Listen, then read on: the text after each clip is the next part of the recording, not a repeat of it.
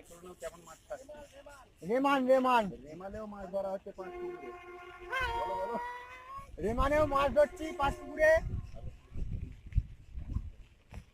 আগ্রাফিল fishing স্টোরের মশলা নিয়ে বেশ ভালোই মাছ কাটছে মোটামুটি বৃষ্টি ভিজে দিতে।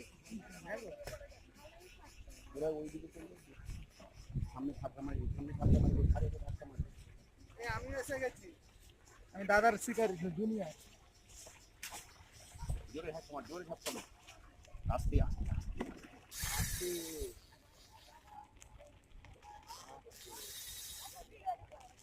আমি নিয়ে যাবো। এইটা সামনে একদিন